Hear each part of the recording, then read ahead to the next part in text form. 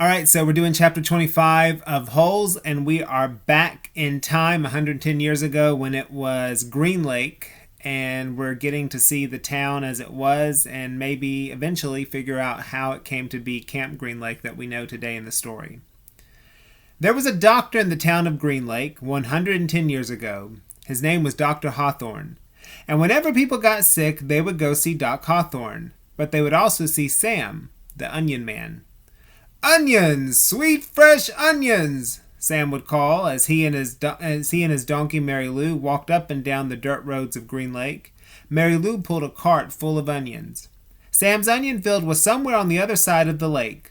Once or twice a week he would row across the lake and pick a new batch to fill the cart. Sam had big, strong arms, but it would still take all day for him to row across the lake and another day for him to return. Most of the time he would leave Mary Lou in a shed, which the walkers let him use at no charge, but sometimes he would take Mary Lou on his boat with him. Sam claimed that Mary Lou was almost 50 years old, which was, and still is, extraordinarily old for a donkey. "She eats nothing but raw onions," Sam would say, holding up a white onion between his dark fingers.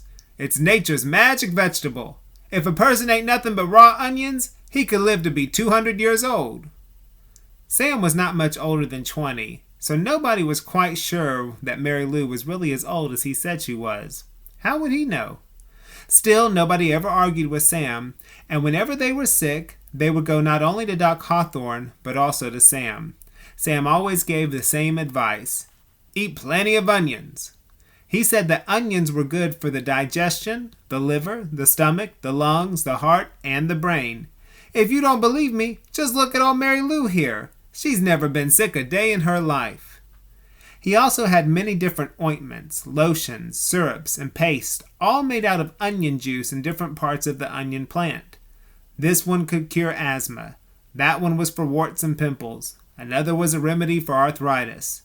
And he even had a special ointment which he claimed could cure baldness. "Just rub it on your husband's head every night when he's sleeping, Mrs. Collingwood, and soon his hair will be as thick and as long as Mary Lou's tail." Doc Hawthorne did not resent Sam. The folks of Green Lake were afraid to take chances. They would get regular medicine from Doc Hawthorne and onion concoctions from Sam. After they got over their illness, no one could be sure, not even Doc Hawthorne, which of the two treatments had done the trick. Doc Hawthorne was almost completely bald, and in the morning his head often smelled like onions.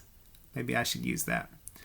Whenever Catherine Barlow, remember that's the teacher, bought onions, she always bought an extra one or two and would let Mary Lou eat them out of her hand.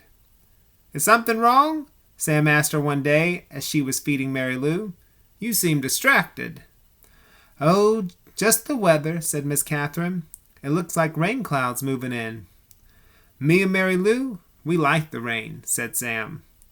"Oh, I like it fine," said Miss Katherine, as she rubbed the donkey's rough hair on top of its head.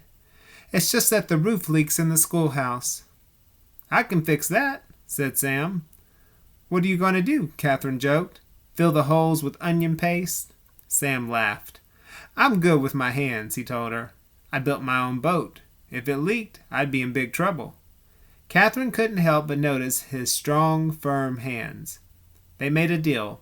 He agreed to fix the leaky roof in exchange for 6 jars of spiced peaches. It took Sam a week to fix the roof, because he could only work in the afternoons after school let out and before night classes began. Sam wasn't allowed to attend classes because he was a Negro, but they would let him fix the building. Miss Katherine usually stayed in the schoolhouse, grading papers and such, while Sam worked on the roof. She enjoyed what little conversation they were able to have, shouting up and down to each other. She was surprised by his interest in poetry. When he took a break, she would sometimes read a poem to him.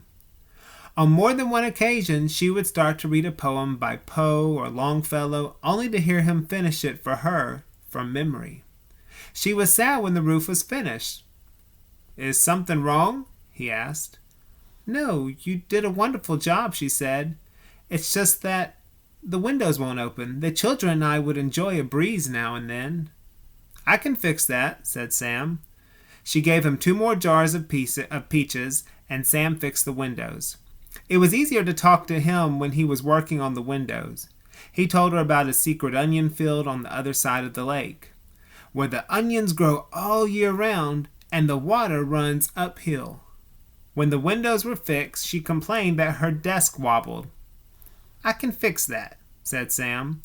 The next time she saw him, she mentioned that the door doesn't hang straight, and she got to spend another afternoon with him while he fixed the door. By the end of the first semester, Onion Sam had turned the old run-down schoolhouse into a well-crafted, freshly painted jewel of a building that the whole town was proud of. People passing by would stop and admire it. "That's our schoolhouse. It shows how much we value education in Green Lake." The only person who wasn't happy with it was Miss Katherine. She'd run out of things needing to be fixed.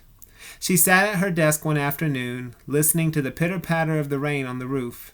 No water leaked into the classroom, except for the few drops that came from her eyes. "Onions! Hot, sweet onions!" Sam called out on the street. She ran to him. She wanted to throw her arms around him, but couldn't bring herself to do it. Instead, she hugged Mary Lou's neck.